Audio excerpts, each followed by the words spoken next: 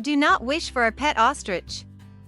By Sarina Siebenaler and illustrated by Gabby Correa. My parents once said I could pick out a pet, but it had to be one that I'll never regret. Once Sally picked wrong when she chose a cute pup. Now she can't find a shoe that has not been chewed up. And Tom has a cat that he says is too lazy. Just snoozing all day, making everyone crazy. My teacher's pet parrot at first seemed so fun. But it chatters so much that she gets nothing done. Eureka! I shouted. I know what I'll get. An ostrich will be the best pet I can get.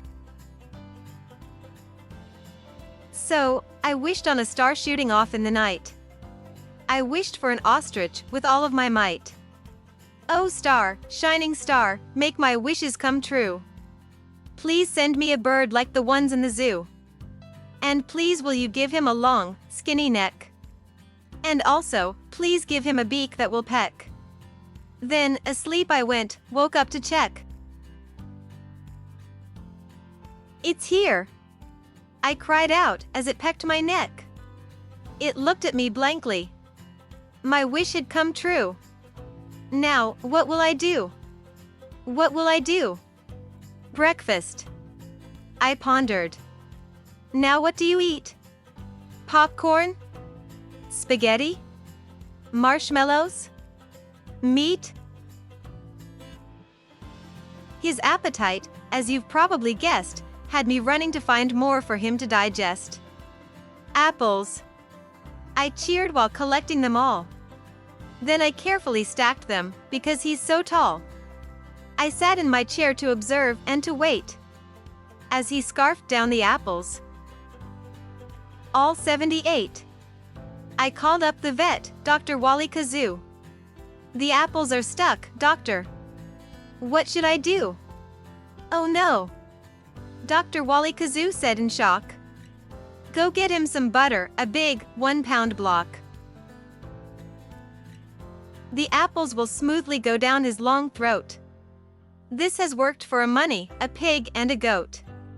I shoved all the butter right into his beak. And the apples went down as I snuck in to peek. What next? I know.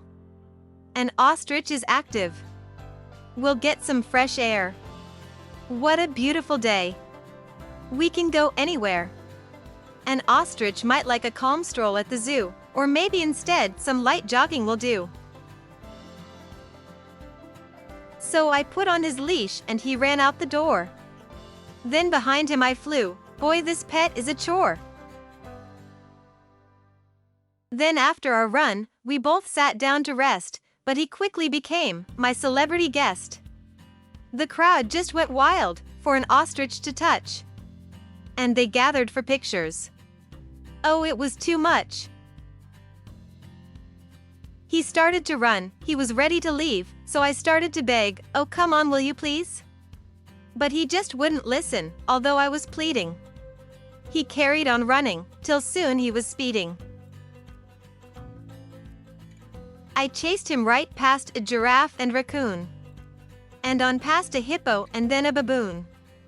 I finally caught him. I captured him quick. But I was exhausted, this ostrich was slick. I know where to take you, I said with a smile. We'll go to the beach and we'll stay for a while. I think you just need a nice calm place to stay. We can go for a swim and build castles all day. But instead he just planed his head in the sand. I couldn't believe it. It's not what I'd planned. I sat, and I waited, and then he lifted his head and was running again. That's it. An ostrich, I thought, cannot run in a home. He must be in nature to romp and to roam. So, I wished on a star shooting off in the night, and I wished at that moment with all of my might. Oh, star, shining star, make my wish come true. Please take my pet ostrich right back to the zoo. Please send him away with his long, skinny neck. Please send him right back with that beak that will peck. The very next morning, I stretched with a yawn. My wish had come true, my pet ostrich was gone. As I dressed, I decided it's all for the best. Because now I have time for my next special guest. I'll visit my friend at the big city zoo. I'll bring him some apples, but only a few. Then I'll wish on a star, shooting off in the night. I'll wish for a unicorn with all of my might. The end.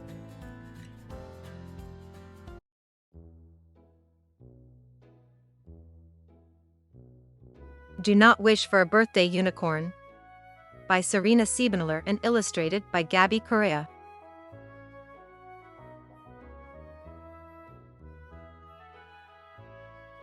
A birthday is special. It comes once a year. It's a time to feel loved by the ones we hold dear. My mom said she'll grant me my wish for a theme. A unicorn party. A fairy tale dream. She will shimmer and shine, with her mane all aglow. She'll be all that I've wished for, and be a grand show. So, we looked up our options and read the reviews. There were pink ones and gold ones and some with tattoos. We finally found one, a glorious sight. Look, she's discounted too. Mom exclaimed with delight. Then my grandma set off to retrieve our new guest. And she drove with great caution while heading out west. She was greeted by Stan, who was large and quite tan. Then his crew strapped the unicorn to her sedan. It was finally time, all my guests had appeared. Oh, please show us your unicorn, all of them cheered. I excitedly watched as she made her debut. But, something was wrong. Was she sick with the flu? Her long mane was a frazzle, her horn it was chipped. Her big eyes, dark and puffy, her hooves weren't clipped. Not a shine to her nature, nor a gleam in her eye. She seemed lost and distressed, or just playfully shy. We were so disappointed, we couldn't deny. But we quickly felt sad when she started to cry. We noticed a note in her tangled-up mane and then eagerly read as it tried to explain. We thank you for choosing the Uni Express, where we strive to deliver your birthday success. You have probably noticed poor Starlight's a mess. So, we're sending this note to explain her distress. Poor Starlight had waited so long for her turn, to be washed, dried, and pampered until she did learn that our sparkle wash broke, which then caused some delays. Now poor Starlight's been waiting for 21 days. And so that's why we offered you Starlight for free, and we hope it's okay since there wasn't a fee. Will you please help us give her party-filled treats? She's a little bit smelly but really quite sweet. Sincerely, Stan the Unicorn Man. Then our grandma called out, I'll return to the shop. This is not what we ordered, we'll do a quick swap. Oh, but Grandma, I said. Starlight needs us right now. We should think of a plan, make her happy somehow. We tried bouncing around in a house made of air, but her horn pierced a hole, and it crumpled right there. We played try not to laugh, which has always worked well, but poor Stark stayed sad, as if under a spell. Oh, I have an idea. This plan will be great. We will clean her right up, it is still not too late.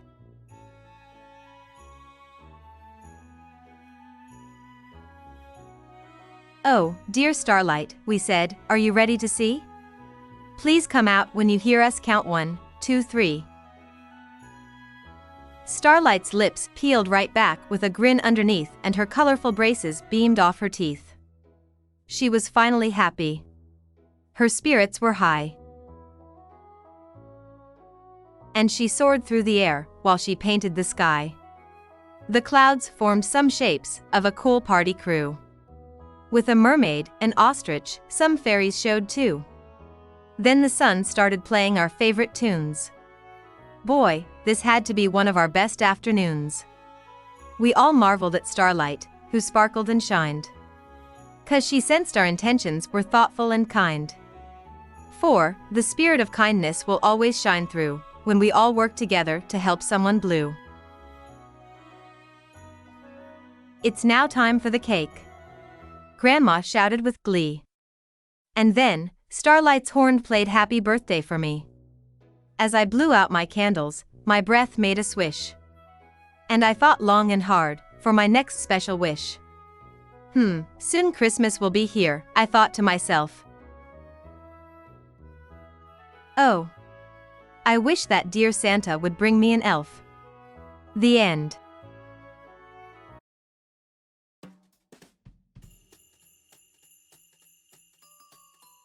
Do Not Wish for a Christmas Elf by Sarina Siebenaler and illustrated by Gabby Correa.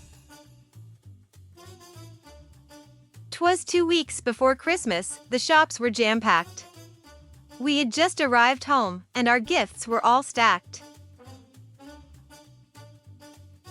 Mom and Dad were exhausted. To my great surprise, they reclined as they rested their feet and their eyes.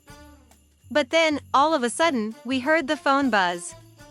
You would never have guessed who the phone caller was.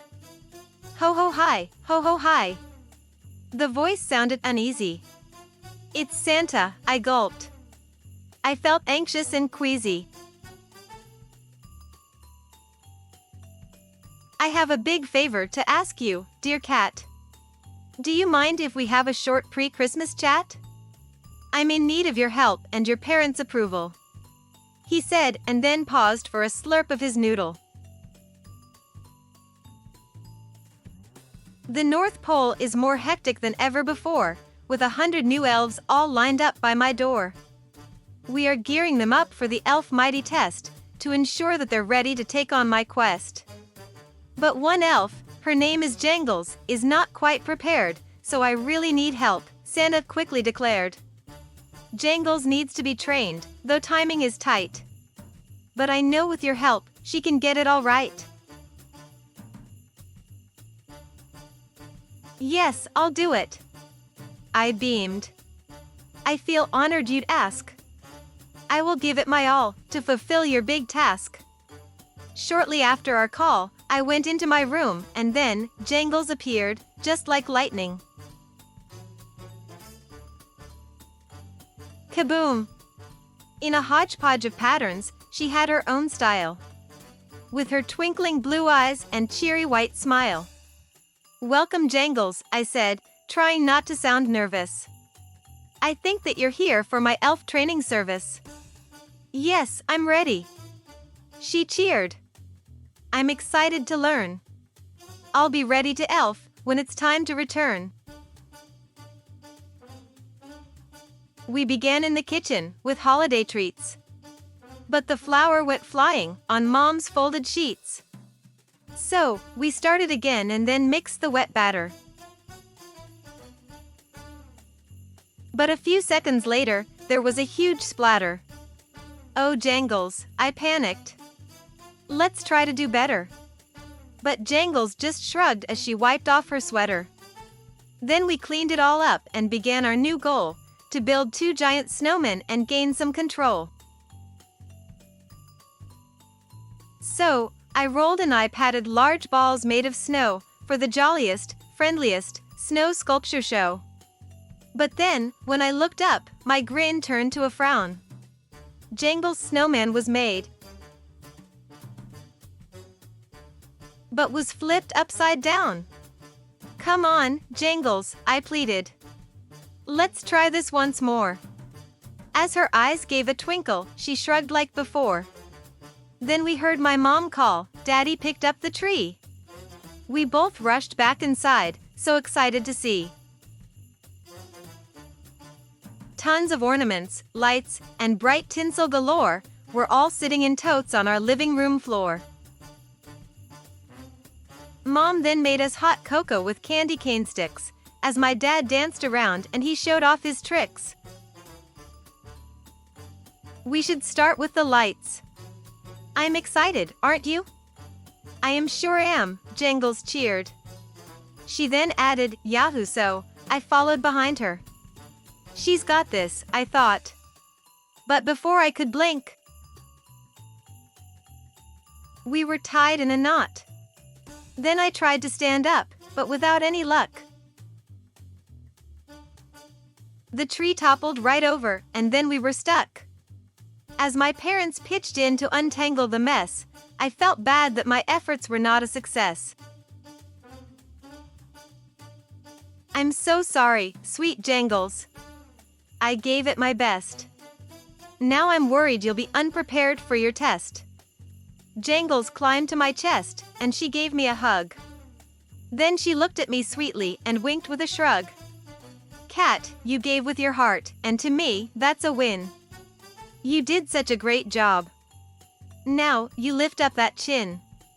This has been so much fun, she said, waving goodbye, with that cheery white grin and her twinkle-lit eye. Then as fast as she'd come, in a flash, she was gone, and I drifted to sleep with a sad little yawn. But the very next morning, I woke up to see a huge platter of treats and a letter for me. Dear Cat, I'm incredibly grateful you helped me with Jangles. She had a great time with your tree lights in tangles. You see, all along, she was meant just for you. Jangles brought you some fun and some memories too. For Christmas is spirit, the joy we all need. And your patience and caring were thoughtful, indeed. We're not meant to be perfect. What life's all about is the magic we offer and not our self-doubt. But before I head out, there's one thing you should know, I'll be back really soon, ho ho ho. Holiday cheers, Santa Claus. I looked up at my parents and said with a smile, Jangles did make it fun in her own quirky style. Now, I do have a wish. Something kooky and cool. A T-Rex would be great. I could take him to school. The end. If you would like to purchase this story about Cat, please see the link in the description below. Please like this video and subscribe to our channel to be notified of new story releases.